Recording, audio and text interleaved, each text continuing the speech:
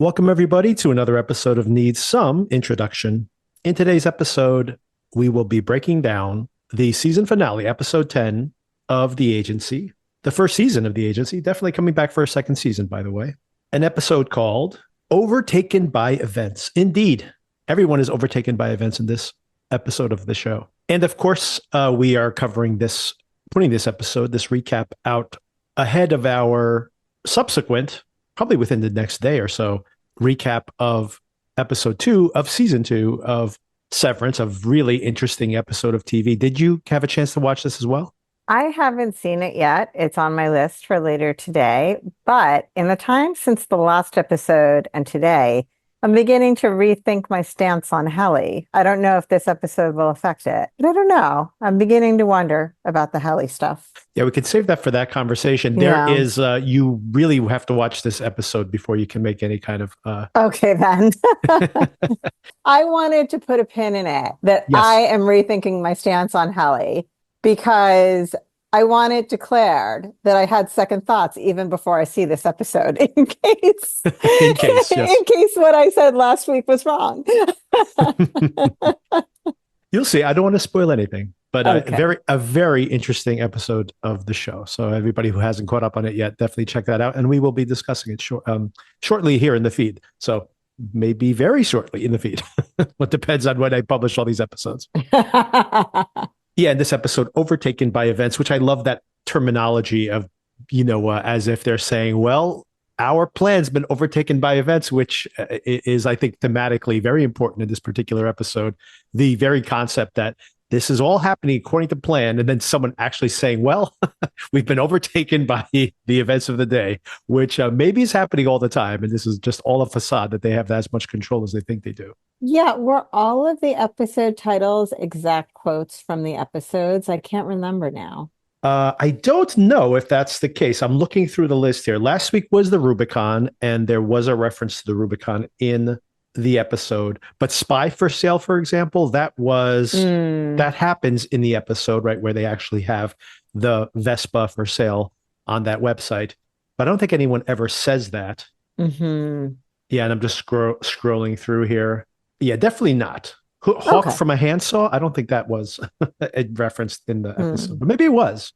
Just in episode 8, as an example, "Truth will set you free" is something that is we discovered is actually inscribed on the outside of the CIA building in Langley, Virginia. But I do not believe anybody in that episode says it out loud. Hmm. So Sona, the Academy Award nominations were announced yesterday. Finally, this has been delayed for weeks because of the California fires. Have finally got those 2 large fires almost completely contained. And then within hours, they had this giant fire breakout, a new one, which now they just barely have contained itself. So it's just incredible what's going on out there. But because of all the delays, finally, we have those Academy Award nominations. I know you haven't seen a lot of those films. I was curious, given what you heard about the nominations or some of these end of the year films and the conversations around them, is there anything you are particularly planning to catch up with? I feel like I have been so removed from seeing anything but children's movies lately Yes. that I really have no idea what is going on out there. I'm kind of interested in the substance based on just what I've Yes. been I figured hearing you'd say about that one. it. Yeah, but I don't know. I couldn't even name many other nominees at this point. I'm pretty ignorant on You're not a movies. Bob Dylan fan, I assume. Right, I did know that was out there. I'm not particularly interested in it though. Yes. Timothy Chalamet is very good in that film. I think the film is pretty generic as a biopic, but very well made. The evocation of 1950s New York is really incredible, just from a design standpoint, and a great performance from Timothy Chalamet, not just in learning how to play guitar and imitating the voice, but actually in inhabiting the character. But I thought it's pretty generic, but not an embarrassment or anything like that. Man, Emilia Perez is nominated for 14 Academy Awards. That movie is absolutely horrible, and it will probably Really win Best Picture. And it is awful, interesting. like truly awful. Hmm. Although it has some interesting aspects to it, but I'll save that for a whole other conversation. Yeah, I thought the Demi Moore film, The Substance, really shocking to me that film, I'm happy to see that it has all these nominations, and she may very well win Best Actress as kind of a career capstone for her. And she's incredible in that film. Margaret Qualley was not nominated, but really should have been. It's really a two-woman performance. They kind of share the lead role, but she has a very long career ahead of her, obviously, and very talented. But it's just the fact that this is nominated for Best Picture is pretty shocking, considering how this is not a traditional Oscar type film. Its tone is so over the top and zany and energetic, basically the exact opposite of something like A Complete Unknown, which is very familiar to traditional Academy Award winner nominees. I'm so glad to see them nominated. Glad to see that they're including these type of outside of the box films. And maybe they were trying to do that with Emilia Perez, but man, that movie is terrible. Truly terrible. We will see how it all goes. It'll probably win because it's bad. That's my general opinion of the Academy Awards. This is my rule of thumb for the Academy Awards, by the way. Go back and look at whatever won Best Original Screenplay in its particular year. For example, Get Out won Best Original Screenplay. Fargo won Best Original Screenplay. Pulp Fiction won Best Original Screenplay. None of those films win Best Picture, but the Academy Awards, the real Best Picture of the year is the film that won Best Original Screenplay. So we'll see who that is this year. I don't take these Academy Awards very seriously. It's good for the films because it makes them get seen by a much larger audience. So I'm happy when something I like gets nominated because it increases its profile. But I don't even watch the Academy Awards anymore. They're pretty ridiculous at this point. Anyway, that digression out of the way. I figured you weren't too tuned into it, but I would have put money down that you were going to say The Substance would be the one that would have probably resonated with you. I'm so predictable. Well, I mean, the whole Demi Moore connection and this kind of exploration of these type of feminist topics, I thought would be interesting. Although I don't know if you like the film, by the way. That's my only caveat there. Interesting. Because of its, way over the top style. Mm-hmm. Okay, so Overtaken by Events. What did you think about the structure of this episode where there's like a ticking clock within a ticking clock, right? We kick things off with a truly shocking accident. We discover right away. I gasped. It just totally taken by surprise. Of all the ways that I thought he was going to end up in that emergency room, and indeed he is in a hospital, although we thought he might have been captured by somebody or something earlier on in previous recaps, that he's just in a hospital. He's been hit by a motorcycle. I mean, he's been hit by a car when he was riding his motorcycle. And he had just totally shocking. And then, of course, we know that based on the conversation with Owen, that things are not going to plan with the Felix extraction. And then he's taken off the board completely. So just a shocking turn of events. First of all, he got hit by the car. I gasped. Then I rewound to see if I could see anyone running out of the car or if I could see who the driver was. So all of that, very exciting for me. However, the counterpart to that is I think it's kind of anticlimactic that that's how he ended up in the hospital, because we were imagining something so much more dramatic as far as how he ended up in the hospital than he got hit by a car. Although in the end, it was dramatic, but it didn't seem that way for most of the episode. So I guess it was a little bit of a roller coaster there, but I am a big fan of the 6 hours previously. I like that when, I like that story construction of seeing everything that led up to this bizarre event. So I did enjoy that. Yeah, it just completely took me off, balance, and in a good way, thinking to myself, this is the season finale. Like, they take him off the board. Like, what are they going to do here? And obviously all these storylines are culminating at the same time, and they just remove him from the plot, which of course you assume he's going to be the one who's going to be driving all the plot in that episode. So I really liked having my expectations kind of subverted there. And then we rewind the clock to see what led to this moment. And I agree 100% with what you were saying as far as how anticlimactic. We know he's not going to die. We've seen him in these flash forwards. So he's definitely not going. We're not going to be like, oh my God, they're going to get rid of the actor. We already know that's not the case. So there's not much drama there.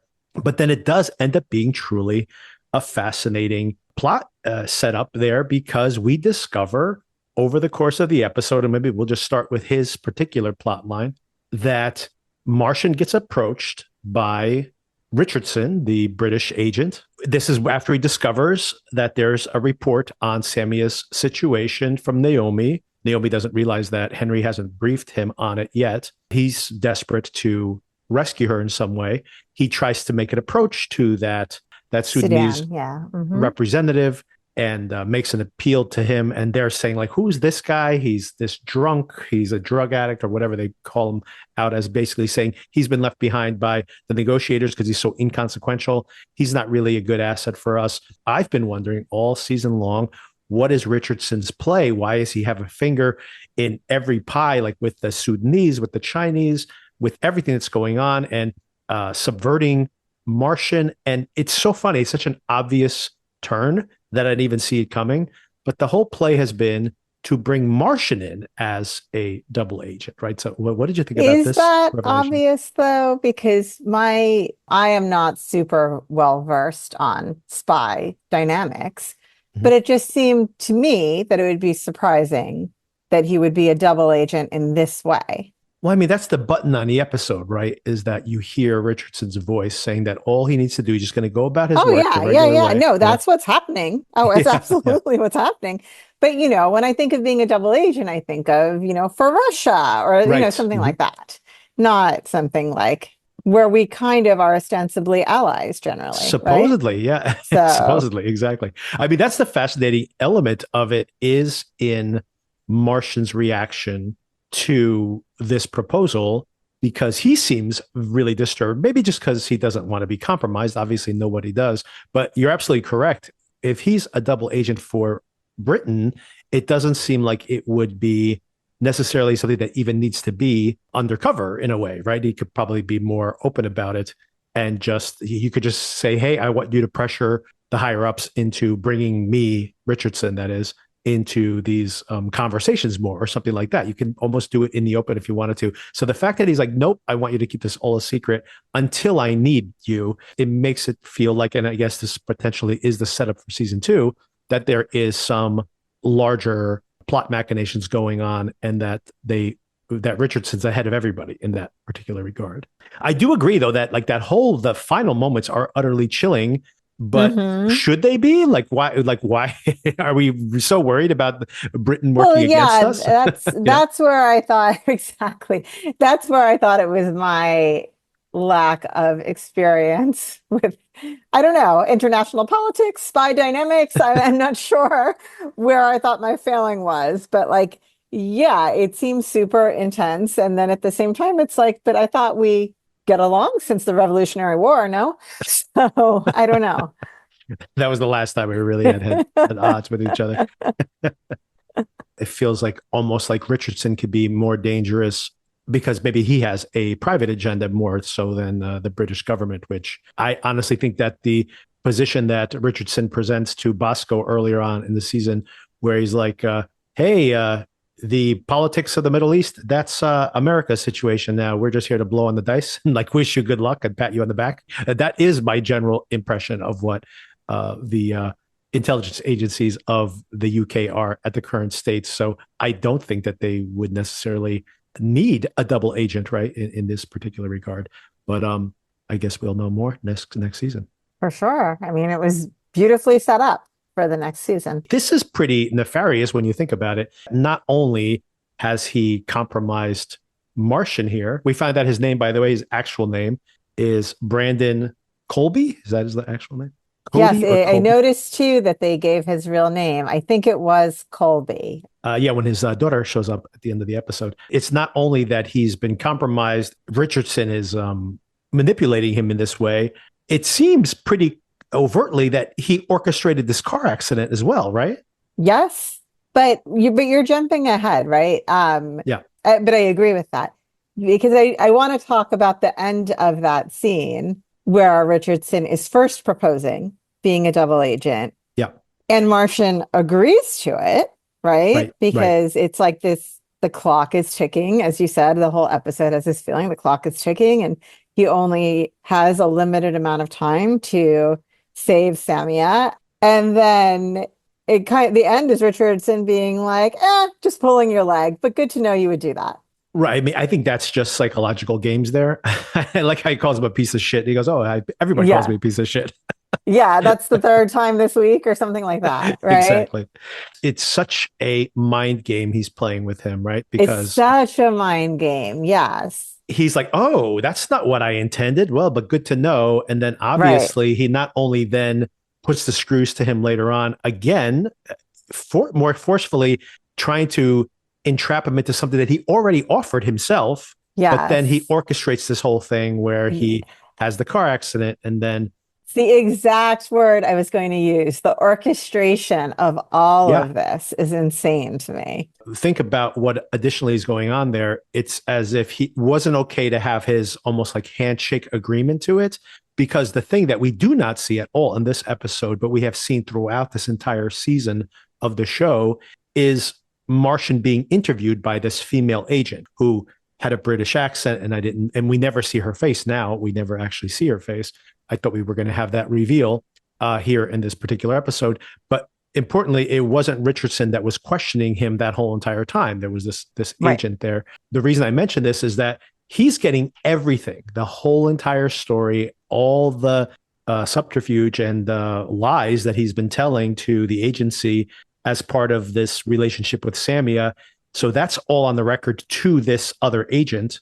So obviously Richardson now has this on the record. So this is the way he is going to make sure that it's not just a handshake deal, that Martian has to, comply, because his neck's on the line there with this confession that he's made throughout the course of the season. This also, Yeah. interestingly, outside the scope of the show, means that Samia is not quite out of the storyline. True. As far as we know, she's still alive at that moment in time. And I did like Richardson's kind of offhand comment of like, of course, we've been bugging the lounge at the Ritz-Carlton for years. Right. Everybody knows that. So I thought that was kind of funny. Yeah, all these foreign dignitaries all go through there, right? So they're just Yeah. listening in on everything. Hmm. Meanwhile, back at the office, Bosco, he's telling Owen to be in the room. He's the one who knows who Coyote is and what he looks like. So they want to be able to identify him. I like how Bosco mentions the fact that once Strategic Air Command shows up, he says that their job is to just ask how many sugars do you want in your coffee or whatever it was. Hmm. And of course, the joke to this that pays off later is when you see SAC officers, running the operation, and Owen walks in and he's like, "I'm just here to identify Coyote. I got to keep my mouth shut." And then Hmm. Henry shows up later. "I'm just in the back of the room observing." And then Bosco shows up and he's like, "Oh no, another one of these guys." Well, and also the point that one of those guys asked Owen, well, what should we do now? Right, Right. right. And kind of like with a sarcastic tone of voice. And that's when Owen steps out to call Martian. Yeah, and this, of course, is the moment where he gets hit by the car. Yeah. So I started with that axe. I wanted to start with like Martian's storyline to kind of get some context to a lot of these other things that are happening, because the fact that Martian is taken off the board at that very moment, literally, he's on the phone with Owen, and luckily everybody's able to improvise across the board. This is like basically Yeah. FUBAR at one point, but then are able to pull it off, which I think is very interesting thematically. We have to talk about that in greater detail. I think that's in a large part the theme of the whole entire show. Owen is on the phone with Martian, and that's the moment when Martian gets knocked off the bicycle. You could imagine there's a lot of ways that the British agency could have taken him out, just had him be in a room, or just pressured him to say, "We can get Sammy out. We have people in position right now. You just have to disappear for the next hour." So there's ways they could have handled this differently. But the fact that this seems to be coordinated in a way to mess up that operation. Don't you think that's the intention? Who is they?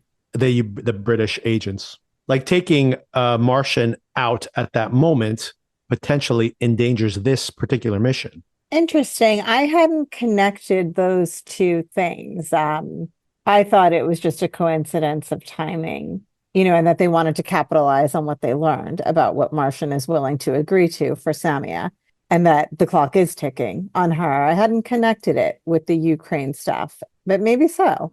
I mean, you might be right also that their only concern was the negotiation with the Chinese, but then it seems kind of extreme to take Martian out in the way that they did, right? They could have had a It is an conversation with him extreme thing over. to do. They could have just invited him into the coffee house and had, negotiated something with him, you would think. Fair. Hmm. Yeah, I mean, they wanted him unconscious for the next few hours, right? Exactly when this operation is taking place. I'm trying to recall Richardson's prior involvement in the comments he made in connection with the Russia-Ukraine stuff, but I'm unfortunately drawing a blank as we sit here. That's why I'm curious about the particular timing of all that. I don't think that there has been a lot of talk about the Russian and Ukrainian situation. The conversation definitely has been more about those negotiations over the access to the ports there off the coast of Sudan. But like I said, that timing, a coincidence, and so like it's not only that they wanted to pretend to mug him in the street and knock him out for a little while. I mean, they put him in the hospital for a day. He was completely out of commission at exactly the moment when they needed him to help in the Ukraine. Before we get to that centerpiece moment, which of course is probably the entire third of the central third of the episode, that whole mission and how insane all those different moving parts are. But before we get to that whole thing, I did want to talk about another interaction. This is before, obviously, the bike accident that Martian has with Naomi. There's obviously the conversation where Naomi tells him about Samia's situation and that there's a report on it. But also there is this whole idea about parenting, this conversation in the elevator where Naomi says, I've been worried. I didn't get my email, which of course, when the email comes, it goes, Mom, everything's fine. So it's funny about this, once again, talking about parenting, that she says, I feel like this worried mother sending my daughter away. And Martian goes, oh, you sent her away to Tehran to infiltrate the Iranian nuclear program? Well, yeah, you are a bad parent.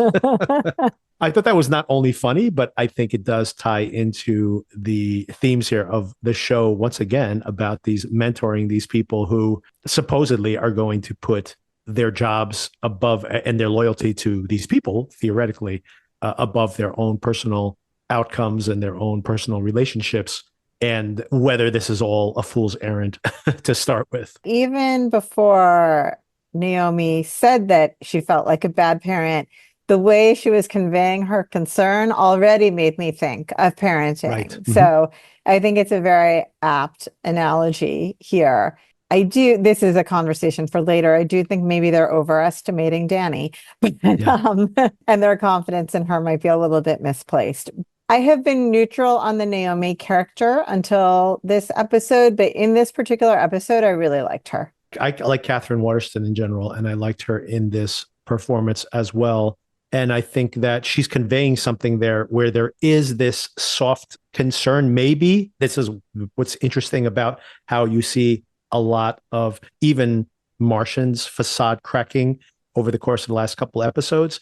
I think that she also, when she's with Danny, she has a certain facade. She's the tough agent. She's really, in a lot of ways, imitating Martian's cold exterior. But when you see her casually talking to Martian, she is a marshmallow, right? So I think that her version of herself, when she's talking to Owen, when she's talking to Martian, when she's watching those conversations between herself and Martian, there is a real softness to her, which she does not convey. She's tough as nails with Danny, but that's honestly because she's trying to prepare her for the worst, right? So it is an interesting metaphor for parenting in a way.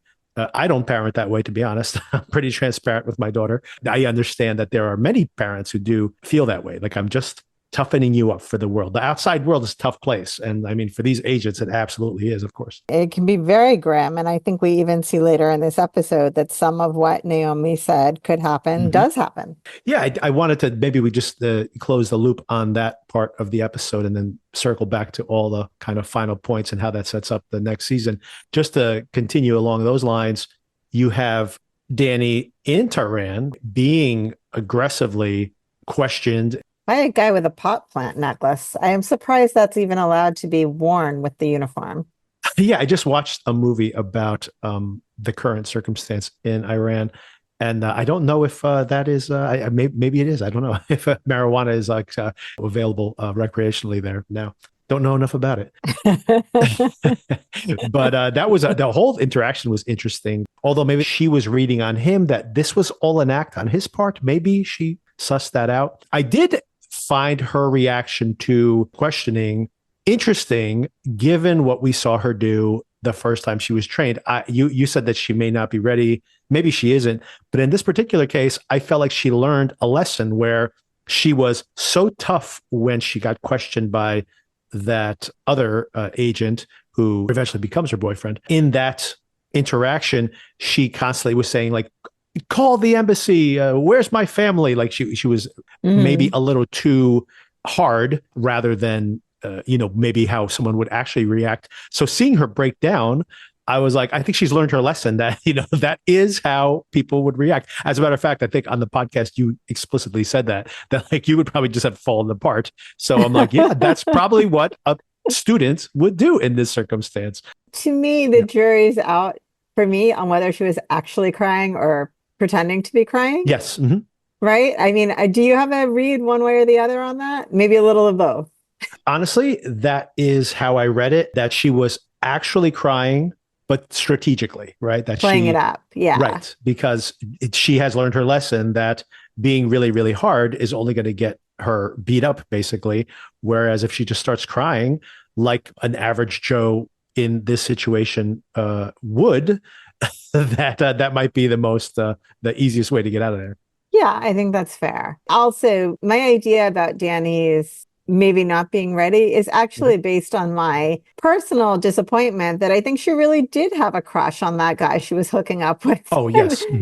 And I wanted it to be more like just about sex and getting your frustration or energy out or whatever. But by this episode, I'm convinced, even though it didn't come up in this episode, it was addressed in the last one, I think, that she really did have a little crush on him. And that disappointed me for some reason. I wanted her to be tougher than that. I think that is the point. It is very easy to over and over again be Naomi telling her no emotions. And then afterwards, she's like, I'm so worried about her. And then her being like, no emotions, it's just sex. But then she is actually crushing on this guy and being no emotions. But then maybe she is partially actually breaking down and crying there at the end. And to that point, maybe all of that is required for the job. I think that is what the show is kind of exploring, that it's impossible to actually separate the emotional from the strategic, and that maybe that is part of how these operations work, right? And maybe that is why we get the chaos that all works out perfectly for them in the center of this episode. Maybe, but I do think they're giving us at least one example of the other end of the spectrum with the other woman whose name I can never remember, who hooks up in the supply closet. Blair and Owen, yeah. Blair, because that Russian secretary, she could care less what happened to her. Right. I know. Yes. I mean, the psychologist was horrified, right? Right. But she was just like, that's the job, lady. That's what happens. That's what happens. You lay down with dogs, you get fleas. That's what happens. Or you end up dead. And then with Owen in this episode, right? No softness, just like, yeah, okay, we can hook up, but that's it. Yeah, that's a good thing that you brought that up. I forgot to note that, but I thought it was very funny where he makes that approach and says, yes, it was cute. We should get a drink. And then she's just like, this is a really bad time. He's like, hey, if I'm waiting for a good time, you'll be married and have kids by the time I asked you out. And then, I like the post-it note at like when they're finally successful and they're all patting each other on the back. She's like, meet me in a supply closet. It was very cute. Love it. Yeah, all of that was very good character work. And you really like these secondary characters. Once again, I think this show is so well cast. In the French show, which I have not watched, but I'm probably going to watch it between seasons here, at least the first season, to see how it varies. I don't know if I want to watch very deeply into it in case these storylines do continue to parallel. I don't necessarily want to spoil this show, but I'll probably watch season 1. But in the French show, I've heard by reputation that over the course of its run, different characters come to the fore and become the central characters for whole seasons or for parts of seasons. And I think that's why you cast this so well, is to have a very deep bench when you need some of these characters to take the lead. And it's paying off really well. I'm so far very much enjoying the show. Okay, let's get to this incredibly tense and really well executed central sequence here. And of course, it's been culminating for weeks now. So once again, it does feel like some of the questions I had last week about is this all happening at the same time? The original mission for Felix to assassinate this Russian military leader. And I guess it's a coincidence that Volchok has been redirected here, but this is just how things have just happened to work out, that they have redirected Volchok to this location so that Felix can be there to coordinate this assault. But it's not like those three guys are going to actually they actually have a huge squad of military people there. And I guess the Felix crew has become kind of secondary to this whole thing. Meanwhile, this Russian general, I don't know if it was their original target or just happens to be another one who's there to congratulate Volchok. So they know he's arriving. They're in communication with each other. Anyway, this is all happening at once. Some of the plotting here seems a little odd to me, considering that this seemed to be thrown together.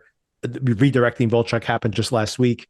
And now it seems that Volchok and the Russian general are in communication and planning to coordinate their arrival at this place. So regardless of all those accidents that occurred, we get to this point.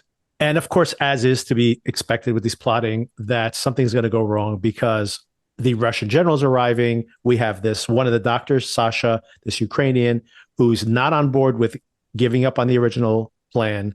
Disgruntled. Yeah, to say the least. And there's that moment, right? He goes into the bathroom. He pulls the gun out from where he's had it hidden. Why is the gun always in the toilet tank? And why don't the Russian army, why don't they check the toilet tank beforehand? It's always in the toilet tank, everybody. We've all seen The Godfather. Mafia movies, exactly. It's all, even I know where it goes, right? It's always in the toilet tank. What if somebody gets mad at one of their coworkers and wants to do an upper decker and they pick up the list and they say, oh my God, look, there's the gun. In their defense, the gun could have been hidden away somewhere else. And it could be that he has hidden the gun there like within the last 5 minutes, right? He just moved it to the toilet tank. But if he just had it there the whole entire time, I can imagine going over there, lifting up the lid and being like, where's my gun? Someone took my gun. Someone found it like months ago. Tucks in his waistband. And at one moment you're thinking like, well, maybe he's not actually going to go through with it. But he does. Of course, this is actually very cool that, he knows the guy's wearing his body armor, and he goes right into the body armor, and it's but basically into the side of his body. And like, that's not a good place to get shot, by the way, through the lung, through the heart, not a good place to get shot.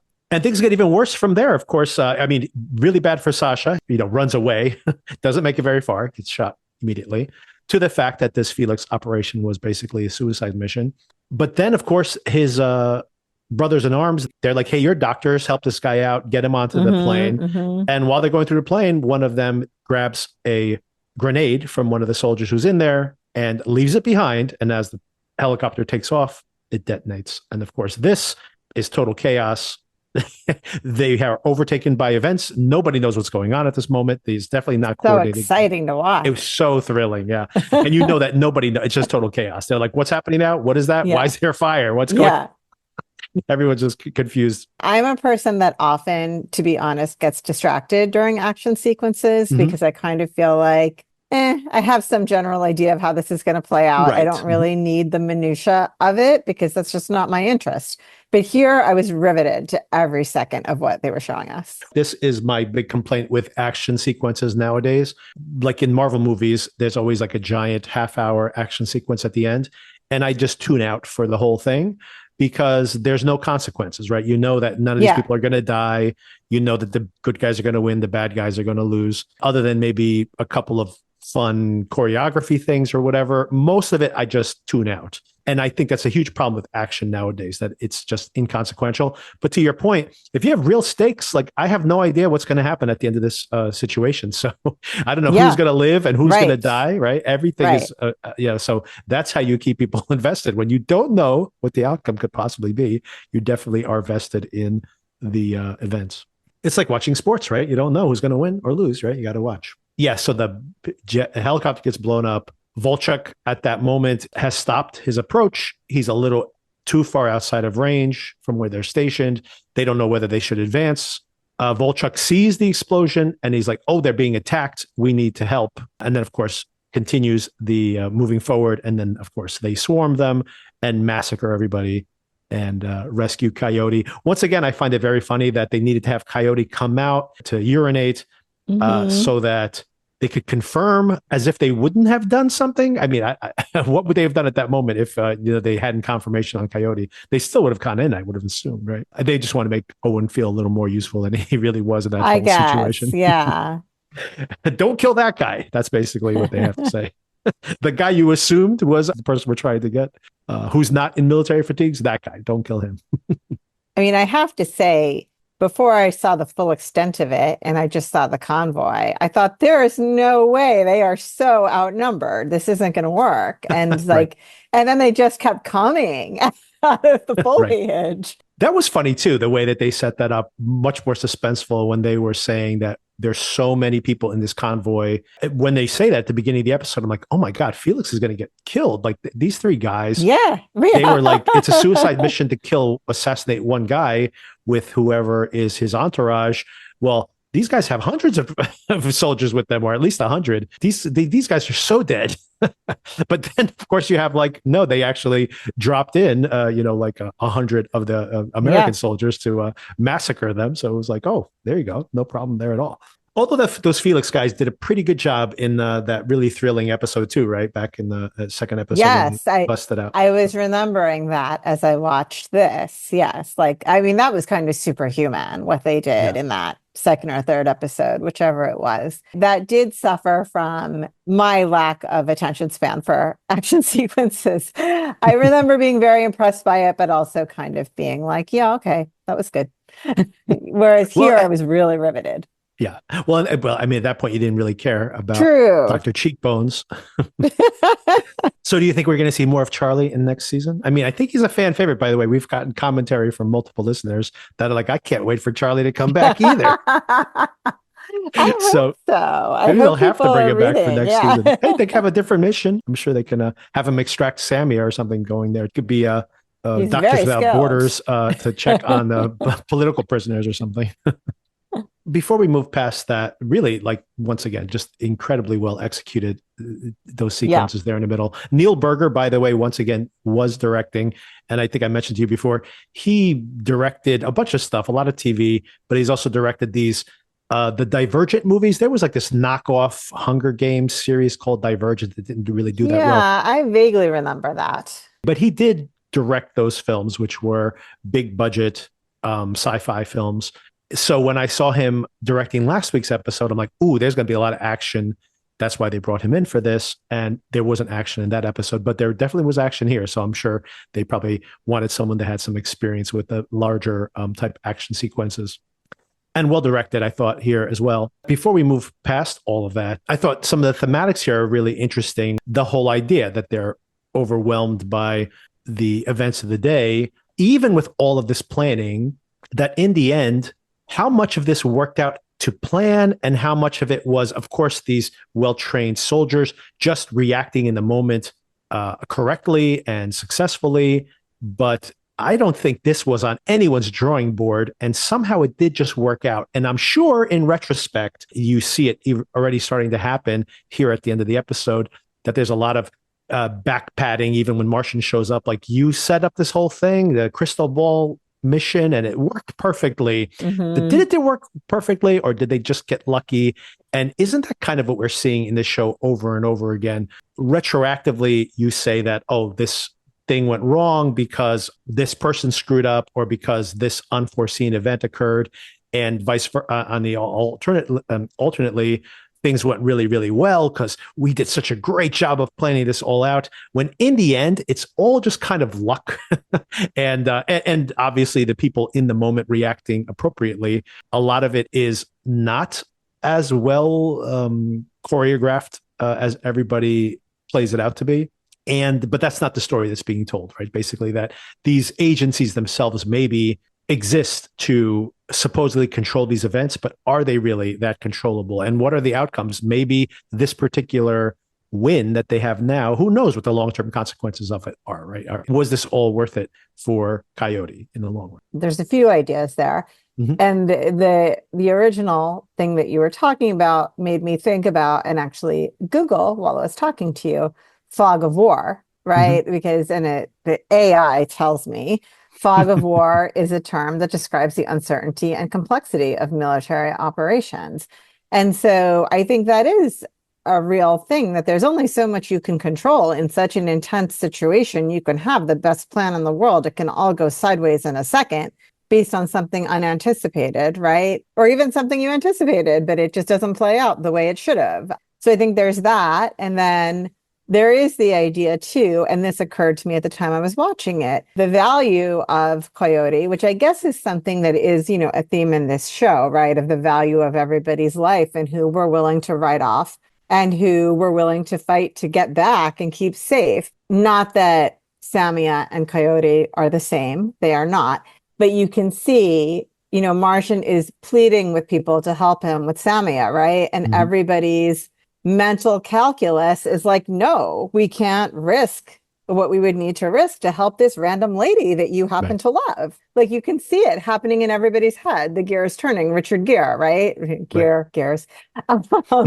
Like, you can see when he's offering, well, I can do this, well, I can do that. And Martian's saying none of those things are going to work. And Richard Gere is kind of like, yeah, I know. For this person and their value, this is all I can do. Whereas for Coyote, they will have an entire military operation. And I think because there is a clear story, once again, it's just so interesting that all of these machinations are all not due to the actual value of an asset, but for the story. Samia has no story that Bosco can tell himself that is valuable.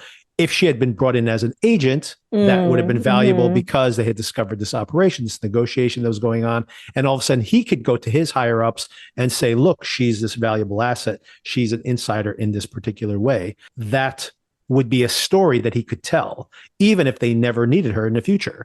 And therefore it will be useful. Now, at this moment, when she's a political prisoner, and not because of anything she's done for the agency, what value does it have to endanger agents to rescue her? It doesn't have any upside for them. As opposed to, same thing, what is the big upside of Coyote? Does Coyote know national secrets? It's not. It's just that he's a CIA operative, and that this could be something that would embarrass the US and potentially be used as some kind of leverage, if it's very public, to maybe pressure the Americans to be less involved in the Ukraine war, or minimally to win some kind of political points by the Russian army. So these are relatively small stakes in the grand scheme of the Ukrainian war, obviously, where hundreds and thousands of people are dying, but it matters. There's a clear storyline that they have. And that's what's kind of interesting about this show. All of these potentially multiple people will die to rescue one person, not because that person knows the secrets to potentially undoing the Ukrainian war. It's simply to save face publicly. If you make the CIA look bad, they will endanger multiple people to extract you from a situation.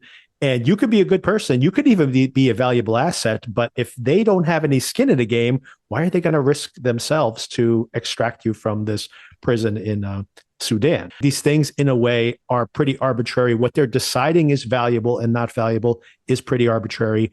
Whether these missions work out in the end are kind of arbitrary. And then even if you're successful in what you're planning on doing, the consequences of that long-term, 5 years, 10 years out, who knows if that was a good decision or not? It's all pretty much up to, history, which obviously no one can control. Speaking of the fog of war, you think about all these military actions that we've been involved in, and 5 years later, 8 years later, 10 years later, was it worth it? Did it make things better? Did it make things worse? All those things are kind of up for debate.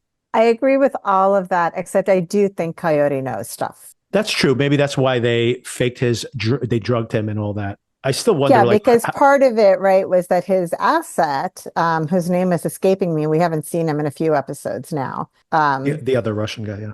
Yeah, he knew about Felix, right? Did he? I don't even know. I don't even remember that now. I'm confused. I feel like he knew some stuff, and that's why they were so interested in protecting him and keeping him safe. But if the Felix thing is so important, I mean, at this point, they called off the Felix assassination, which ends up happening anyway. I think I'm still a little unsure. But I'm just giving this as an example of, like, if he knew that, he would know other stuff as well.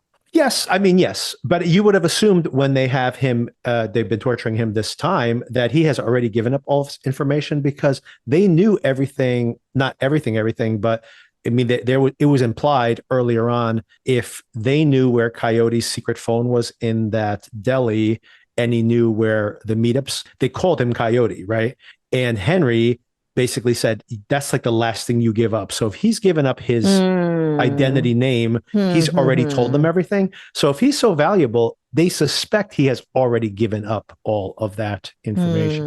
Hmm. And yet they are still Interesting. endangering their lives to extract this guy. And I guess now, I'm just thinking about this now, I guess another reason to protect your CIA assets is to show to anybody else out there who could potentially turn Yeah. against the Russians that we will come and get you and protect Yeah. you. Because obviously, if you abandon these people, like the secretary, which once again, speaking about the story, Coyote is someone that if you abandon Coyote, other potential turncoats will know Yeah. about that. You want to say, no, we'll come and get you, right? Yeah. The secretary was just someone they recruited in the last minute.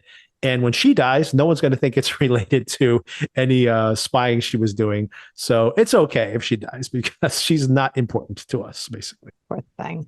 Yeah, unfortunately, the case here. I mean, everything's transactional in the end, right? And then once again, that's Mm. what is kind of interesting about the Richardson character. I mean, I'm sure there are things to him that are also valuable emotionally to him, and maybe he'll become a bigger part, I assume, in later seasons of the show. But at this moment, he is purely transactional, and he is willing to burn anyone around him to get his way. And of course, that's part of the reason that Martian is so angry at him. But very bad choice of speaking of other things, Martian, other mistakes Martian might have made. Maybe having Richardson in his confidence at all early on was a big mistake. So, what do you think about Danny being codenamed Gremlin?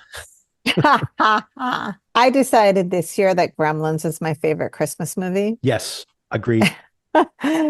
It makes me think of Mogwai and how cute Mm-hmm. Mogwai is and what they turn into. I don't blame her for not liking that code name. I wouldn't care for it either.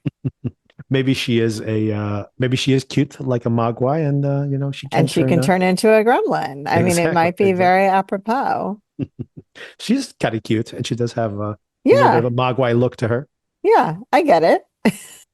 Oh, by the way, something I forgot to bring up. I tried to watch American Primeval. Just kind of apropos of absolutely nothing. I'm going to throw this in here. I don't And even know what that is. it's the number one show on TV right now.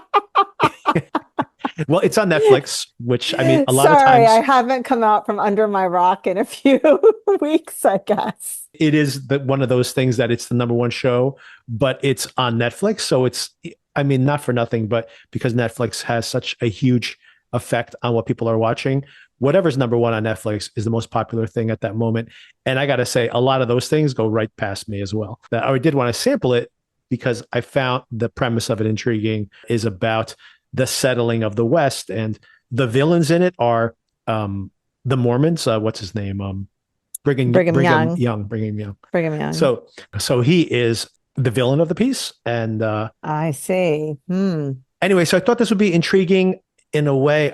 I could not get into it. It is like it's funny. It's trying to replace a certain mythology about the West with another mythology of the West, which makes the whole thing look like it's like an episode of The Walking Dead. It's like just pure miserableism.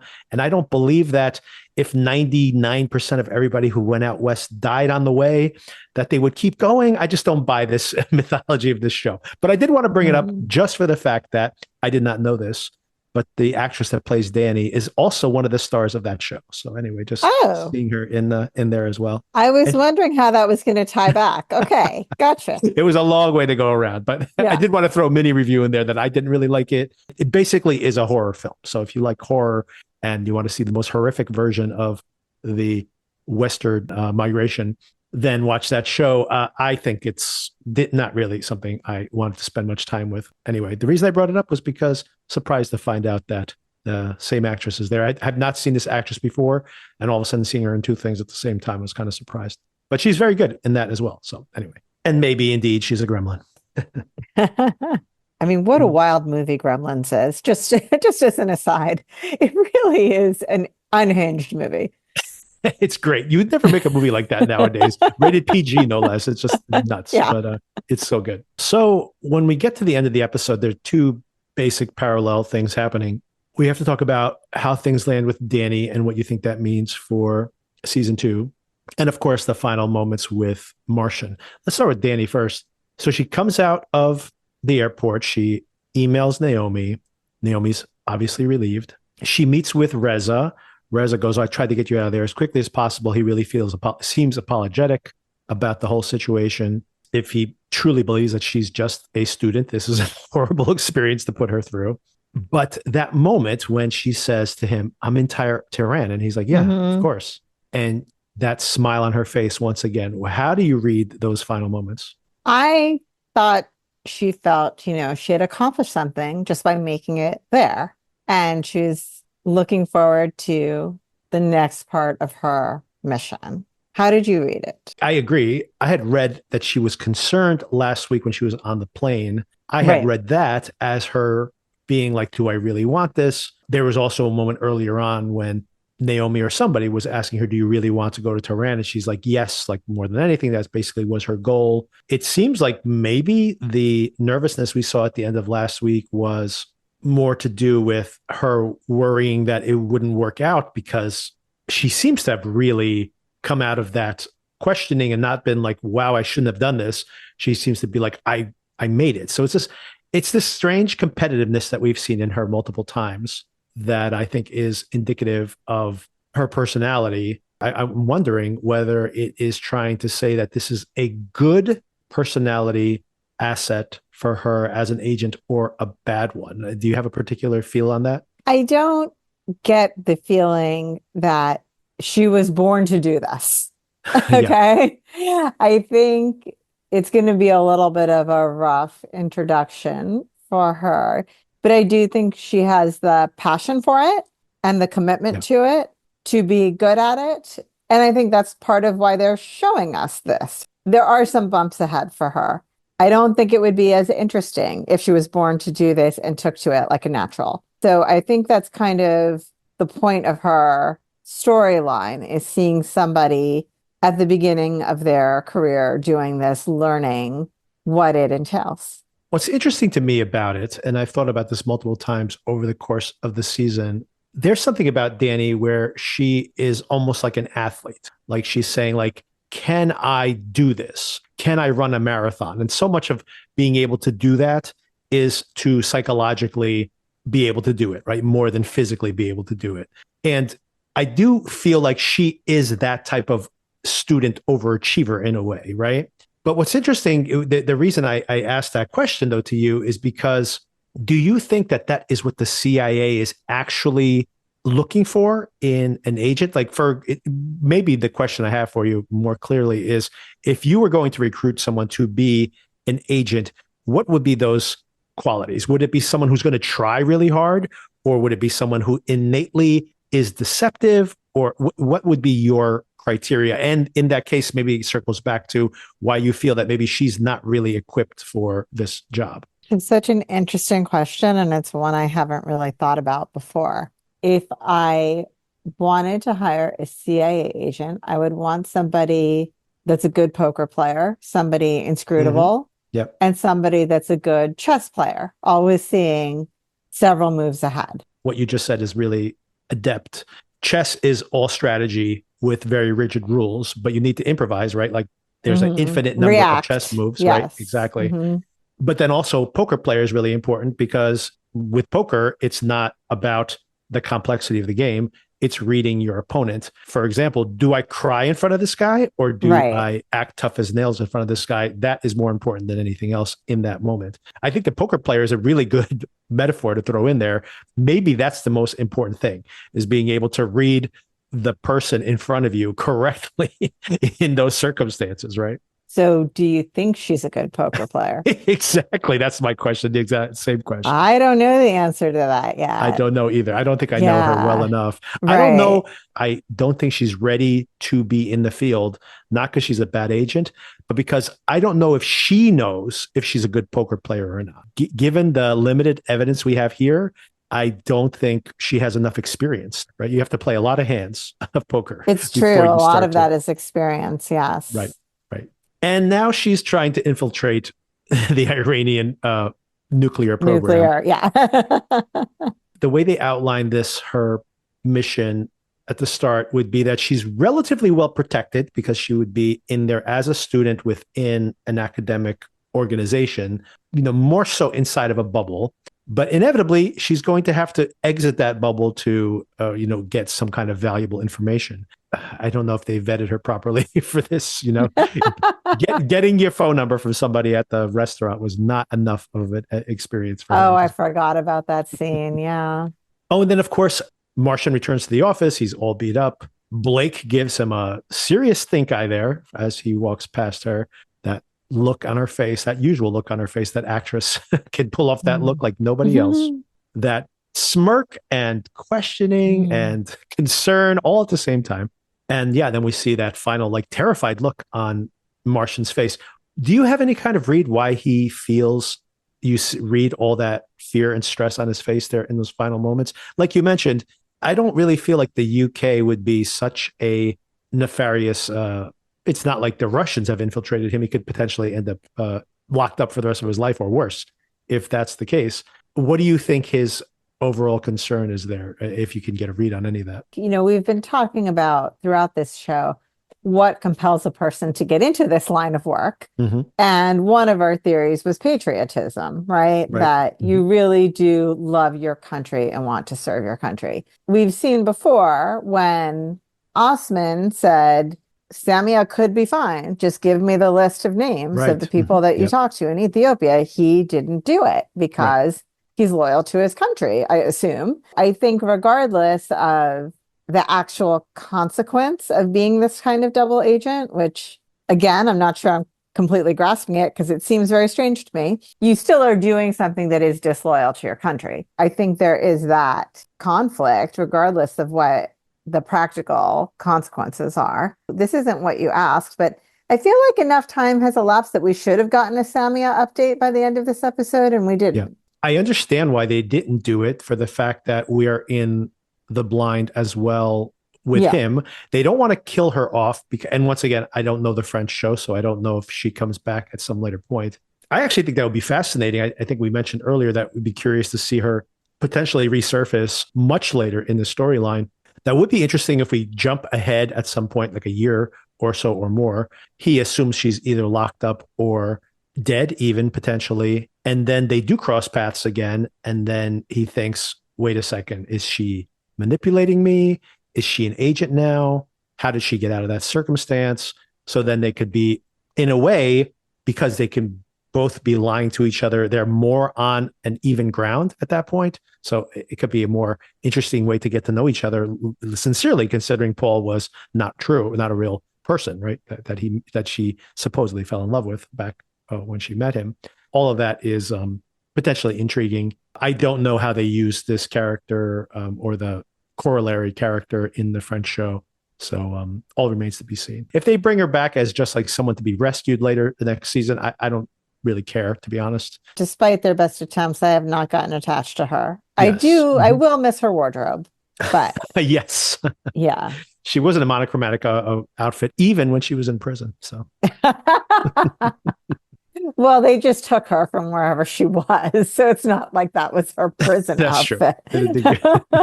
She might have like an orange issued to her. I don't think. We don't know what they wear at the prison. We don't know. That's fair. Did you have anything else you wanted to touch on? Anything I forgot? No specific details, but I will say I really think they landed the plane on this one. Like, I really like how this all played out. I really enjoyed this last episode. I thought it was a well-constructed story. I think they kept it moving. Sometimes there are certain episodes where you're like, oh, this one was kind of a dud. I didn't really feel like any of them were just filling time. I liked everybody's acting. I think there was a lot to like and enjoy about this show. Yeah, I like this show very much as well. I thought it was really well written. I thought the characters really well defined. I thought the central romance didn't work as well, but that's not the first time that particular thing hasn't worked for me in these shows. But in general, I really like how they set up all these characters. I really do feel like they're trying to set up a long-term office set drama to, in a way, even though it's set in these very high stakes type of circumstances.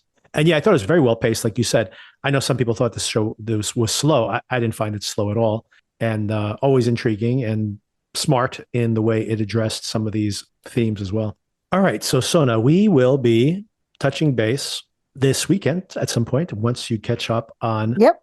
Severance episode 2. Can't wait to. I watched this appointment TV with me and my wife. The Yeah, only thing we watched together. you make me So, feel like I need to go watch it right after we hang up, actually. oh, if you have time, you should. It's really exciting. And meanwhile, here on the feed, Darren and I are still waiting for something we can watch together. I had actually mentioned last week that we were going to, and we did record something about it. We were going to watch this show, Prime Target, on Apple TV Plus. Have you seen the trailer for this at all? I don't think so. Tell me a little bit about it. They've run it before Severance. It just started this week. It is a conspiracy thriller with Leo Woodall from The White Lotus season 2. He was also the lead in that One Day show we watched on Netflix together. Yeah.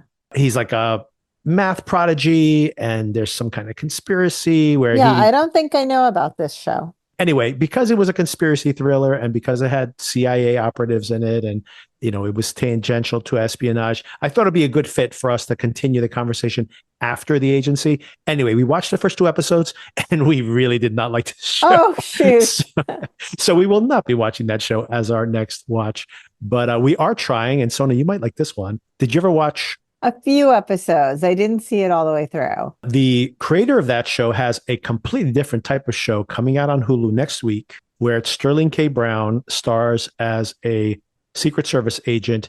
And there's a town called Paradise. And apparently all these very important people live there, retire there once they're no longer in the public eye, like former presidents. And what happens is that one of the presidents, played by James Marsden, who's retired there, has all of the secrets that the CIA and all of these have been collected throughout the history of American history. Like he has a box that has all of these secrets in it. And someone ends up dead at this town, and the secrets could come out. And who is the murderer? Conspiracy thriller, yet another one, premiering next week on Hulu. So we are going now to try that as our next watch along. So I will let you know. I'll check in next week. And that sounds interesting. It does, right? You may actually want to watch that too. So I'll give you the thumbs up, thumbs down on that next week, and we'll publish an episode about it, hopefully. And we will also keep discussing Severance, another conspiracy thriller. So maybe we'll have 2 conspiracy thrillers to ping pong between for the next. There's more than enough conspiracies to go around. So many. There's even more coming down the pike. So if this one doesn't work out, there'll be another one in a couple of weeks to discuss anyway. So, but that is now our new plan, is to watch Paradise now that The Agency is no longer on the agenda. And Sona, I'll let you know what we thought of the first 3 episodes actually premiering. Feel free to watch it. It comes out on a Tuesday. If you're light on the watch, maybe you should check that out as well. And if so, maybe we'll touch base on Hulu. You said Hulu, yes. I find Sterling K. Brown very likable. Yeah, I loved him in what was that movie he just got an Academy Award nomination for with Henry here with Jeffrey Wright. Oh, American Fiction. That was a good movie. Yeah. Yeah, he's very entertaining in that. I actually saw that one. It was good. Yeah, I know you did. We haven't discussed it, but I really like that movie as well. I think I saw it on a plane, which is the main time that I a lot of people watch movies on planes when I'm a captive, and there's just nothing else when you to can do. have a chance to. All right, so we will continue going week to week with Severance and possibly with Paradise as well. And if not, then we'll just keep looking for something else. There's so much stuff coming up. There is a lot of stuff coming right? out. So will definitely be something to watch. All right. Thanks again for the conversation. Talk to you later. Talk to you soon. Bye.